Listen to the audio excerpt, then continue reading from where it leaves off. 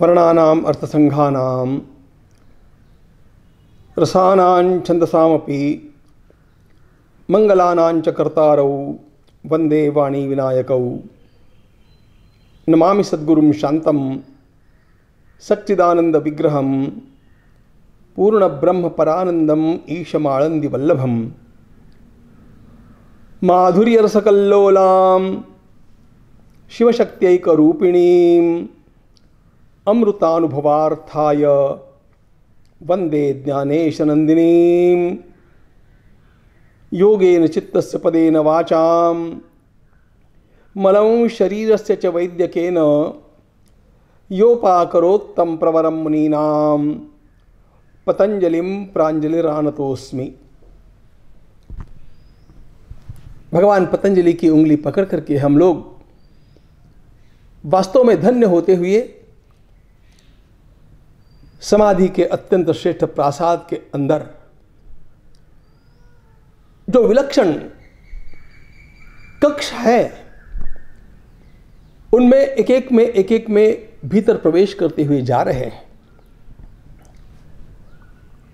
ध्यान ये रखना चाहिए कि ये सब ध्यान का अभ्यास, समाधि का प्रयास, योग के अंतर्गत ये जो विषय आते हैं ये किस लिए हैं। मुख्य बात यह है हमारा मन, हमारा चित्त संसार के स्थूल विषयों में फंसा हुआ है, उन्हीं का आकलन करता है और रात दिन उन्हीं में रचे पचे रहने के कारण वह हमारे भीतर के सूक्ष्म विषयों को जानने के लिए अभी सक्षम नहीं है। परमात्मा तो अणु से अणु है, अत्यंत सूक्ष्म है और यदि उनका ज्ञान प्राप्त करना है तो जैसा कि उपनिषदकार कहते हैं, दृश्यते त्वग्रया बुद्ध्या, अरे वही उनको देख सकेगा, वही उनको जान सकेगा जिसकी बुद्धि अत्यंत अग्रवती हो गई, कुशाग्र हो गई, यानी सूक्ष्म विषयों को ग्रहण करने के लिए योग्य हो गई। और इसीलिए भगवान पतंजलि हमें आरंभ में संप्रज्ञात समाधि के 4 प्रकार बतलाए: वितर्कानुगत, विचारानुगत, आनंदानुगत और अस्मितानुगत। ये चारों जो प्रकार है ये हम लोगों का यात्रा मार्ग है। जितने जितने हम आगे आगे बढ़ते जाते हैं उतना उतना हमारा चित्त अधिकाधिक सूक्ष्म विषयों को ग्रहण करने के लिए समर्थ होता जाता है। वितर्कानुगत समाधि के 2 प्रकार हमने देखे, सवितर्क और निर्वितर्क। विचारानुगत समाधि के भी 2 प्रकार हमने देखे, सविचार और निर्विचार। उसके पश्चात के जो 2 प्रकार हैं, आनंदानुगत और अस्मितानुगत, इनमें 2 प्रकार नहीं हैं। तो वितर्कानुगत समाधि के 2 प्रकार, विचारानुगत समाधि के 2 प्रकार, आनंदानुगत समाधि और अस्मितानुगत समाधि, ये सारे प्रकार हैं संप्रज्ञात समाधि के। और बड़ी विशेष बात हम इसमें देखते हैं, इसमें एक क्रम है और इसी क्रम से जाना होता है। जब हमने वितर्कानुगत समाधि के 2 प्रकार देखे, सवितर्क और निर्वितर्क, तो सवितर्क में संकीर्णा समापत्ति, शब्द ज्ञान और अर्थ इन तीनों को एकत्रित करके जो ज्ञान हुआ वह सवितर्क समाधि का विषय है। और तदेवार्थ मात्र निर्भाषा,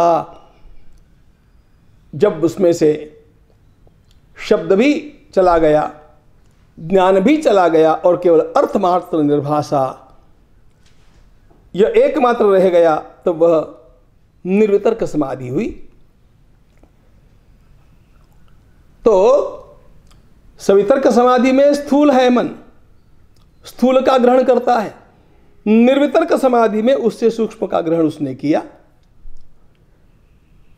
आगे सविचार और निर्विचार में और भी सूक्ष्म बातें हैं। बड़ी मौज की बात यह है कि सवितर्क में, यह जानना बड़ा महत्वपूर्ण है, सवितर्क में सविचार, सानंद और सास्मित तीनों भी है। सवितर्क में ये तीनों भी है और सवितर्क है, तो चार हो गए। जब हम सविचार समाधि में आते हैं तो सवितर्क छूट जाता है। अब आगे चल करके जब हम आनंदानुगत समाधि में जाएंगे तो ये भी छूट जाएगा, सविचार भी। और अस्मितानुगत समाधि में तो सब छूट जाते हैं, केवल अस्मिता मात्र रह जाती है।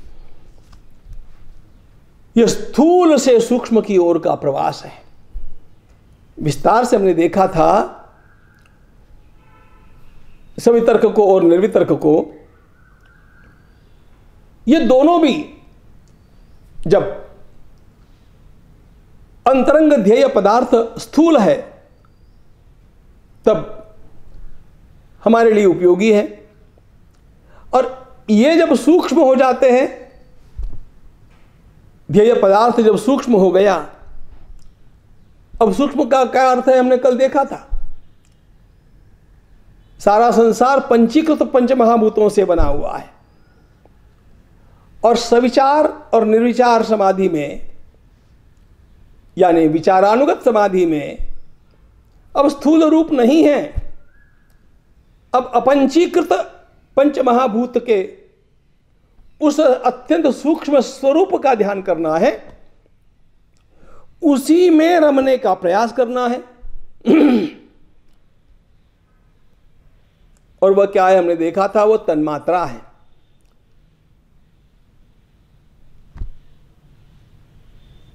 गंध तन्मात्रा, रूप तन्मात्रा, स्पर्श तन्मात्रा, यह अत्यंत सूक्ष्म है। जब इन तन्मात्राओं का विचार करते हैं तो एक ध्यान में लेना चाहिए कि इससे सूक्ष्म और कुछ नहीं होता। दृश्य जगत में ये तन्मात्राएं भी दृश्य नहीं हैं। हम लोग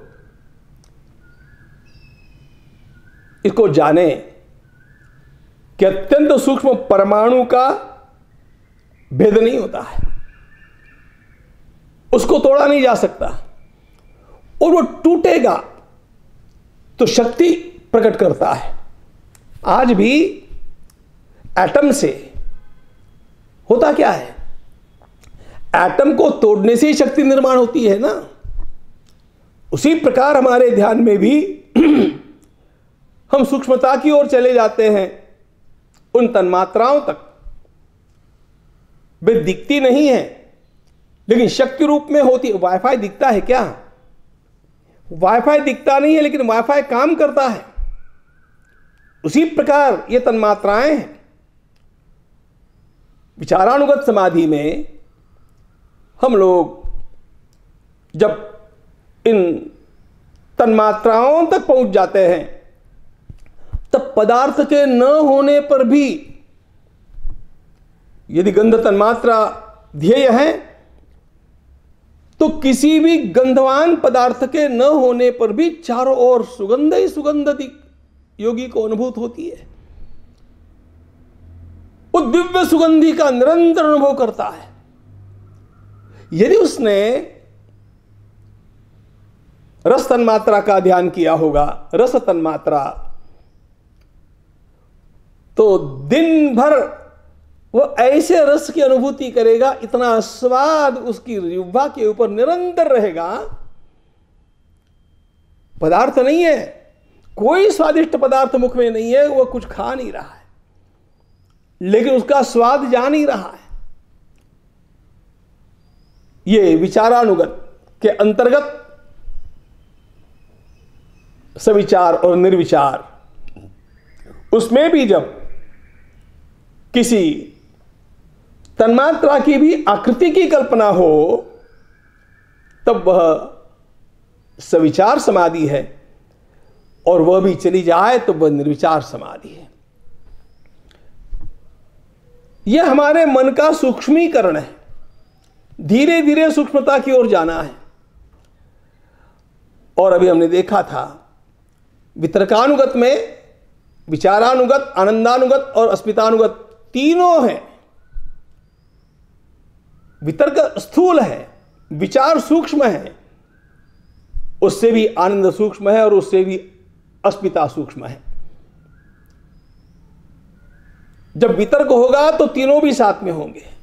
कल्पना करो, हमने दूर से एक वन देखा है, वन अरण्य देखा है, तो जब हम अरण्य देखते हैं तो अरण्य के सब पेड़ उसमें आ गए, दूर से हम अरण्य को देख रहे हैं। लेकिन जब हम उस अरण्य के समीप जाकर के केवल एक पेड़ को देख रहे हैं, जो पहले दृश्य में भी था, लेकिन हम लोगों के ध्यान में उतना नहीं आया था क्योंकि उस समय बहुत सारे पेड़ थे। अब उस एक पेड़ के पास हम चले गए तो अब वह एक पेड़ स्पष्ट रूप से दिखता है, लेकिन अब अरण्य नहीं दिखता है। अरण्य में पेड़ है, पेड़ में अरण्य नहीं है। उसी प्रकार वितर्क में विचार है, लेकिन विचार में वितर्क नहीं है, और ये दोनों भी आनंद में नहीं है। इसलिए योगी जब ध्यान करते हुए इस सूक्ष्मता की ओर आगे बढ़ता जाता है तो उसका मन, उसकी प्रज्ञा धीरे धीरे इतनी सूक्ष्म होती जाती है कि वह सूक्ष्म अहंकार तक पहुंचता है। और इस अहंकार के पश्चात यह अहंकार जिसमें से निकला वो महत्तत्व, बुद्धि तत्व, और बुद्धि तत्व के पश्चात प्रकृति। प्रकृति, ये सारी सृष्टि प्रकृति से बनी हुई है। त्रिगुणात्मिका प्रकृति तक उसके अंतरंग की सूक्ष्मता बढ़ जाती है। इससे आगे बढ़ने का कोई अवकाश नहीं है, क्योंकि इससे आगे पुरुष ही है, और पुरुष को प्रकाशित करने के लिए किसी बात की आवश्यकता नहीं, वह स्वयं प्रकाश है। इसलिए प्रज्ञा इतनी सूक्ष्म हो गई और अपने आप मैं उससे भिन्न हूं इस प्रकार का भान हो गया कि बातें ही अलग हो जाती है, वो अगला विषय है। लेकिन इसी प्रकार का यह स्थूल से सूक्ष्मता की ओर जाने का जो रास्ता हम लोग देख रहे थे ना, चलो थोड़ा भक्ति के माध्यम से देखेंगे इसको कैसा है। परसों हमने देखा था कि ध्रुव को साक्षात भगवान नारायण का न केवल दर्शन हुआ, बल्कि वे नारायण में खो गए, भीतर से केवल नारायण स्वरूप ही रह गए।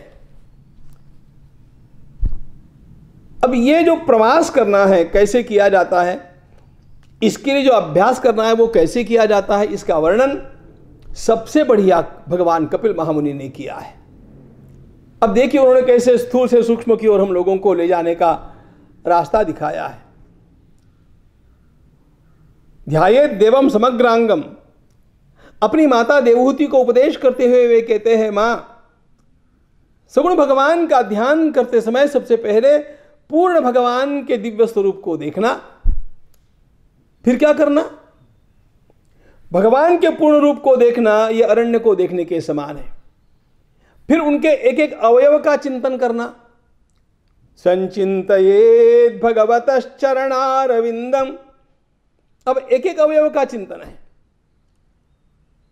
बड़ी लंबी बात उन्होंने की है, वो मूल में देखने जैसी है। कैसे श्री भगवान के वस्त्रों का, आयुधों का चिंतन करना आदि आदि। पहले समग्रांग, बाद में अवयवशः। देखो ये सूक्ष्मता आई। सूक्ष्मता की पराकाष्ठा को ले जाते हुए वे हम लोगों को बतलाते क्या है, कहां ले जाकर के विराम करते हैं। यह सारा योग शास्त्र है और इससे बढ़िया योग शास्त्र आपको कहीं मिलने वाला नहीं। भगवान के सगुण साकार श्री विग्रह का ध्यान करते करते वे कहते हैं कि मां, अब प्रभु के तस्यावलोकम अधिकम कृपयाति घोर तापत्रयोपशमनाय निसृष्टमक्ष्णो स्निग्धस्मितानुगुणितं विपुल प्रसादं ध्यायेच्चिरं वितत भावनया गुहाया। कितना बढ़िया वर्णन है ये। मां, अब प्रभु के सुंदर दिव्य नेत्रों का ही केवल चिंतन करना। पहले समग्रांग देव को देखा, फिर अवयवशः देखा, उनका ध्यान किया। अब उनके नेत्रों का, और उसके पश्चात उनके केवल स्मितहास्य का ध्यान करना। मां, स्निग्ध स्मितानुगुणितं विपुल प्रसादं ध्यायेच्चिरं वितत भावनया गुहाया। इतना सुंदर शब्द तो आपको संसार में कहीं पर नहीं मिलेगा। स्निग्ध स्मितानुगुणितम, the sweetest smile raised to infinity. भगवान का स्मितहास्य, अनुगुणितम, मल्टीप्लाइड।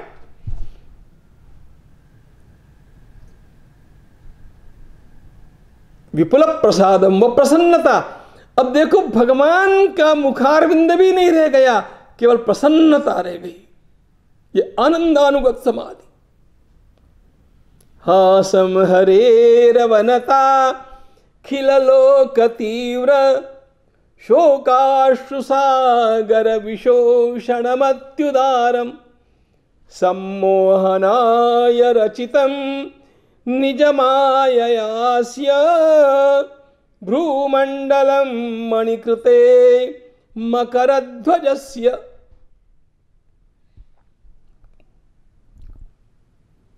भगवान कपिल महामुनि कहते हैं, मां,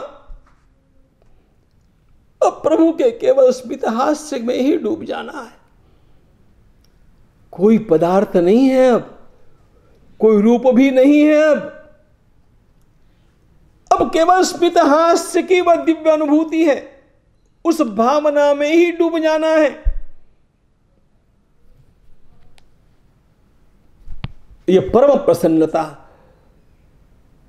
अरे भगवान ने भी श्रीमद् भागवत में उद्धव जी को वर्णन करते हुए कहा, उद्धव सस्मितम भावयेन मुखम। मेरा पूरा ध्यान करने के पश्चात केवल मेरे स्मितहास्य का ध्यान करना। और स्मितहास्य का ध्यान करते करते डूब जाना उद्धव। फिर क्या करना? ततः किंचन न स्मरेत। उसके बाद अपनी ओर से कुछ नहीं करना, केवल डूब जाना। भगवान कपिल महामुनि ने माता देवहूति को यह जो भगवान के सगुण साकार रूप के स्थूल से लेकर सूक्ष्म पर्यंत का मार्ग दिखाया, वही भगवान पतंजलि ने अपनी भाषा में हम लोगों के सामने रखा है। कभी कभी लगता है भगवान पतंजलि व्याकरण पढ़ाते हैं और श्रीमद् भागवत में सुखदेव जी महाराज काव्य पढ़ाते हैं। उसी व्याकरण के आधार से काव्यमय भगवान का दिव्य रूप हमारे सामने रख देते हैं। इसके पश्चात वह हास्य भी विरमित हो जाता है। और फिर क्या रह जाता है? केवल मैं अस्मि,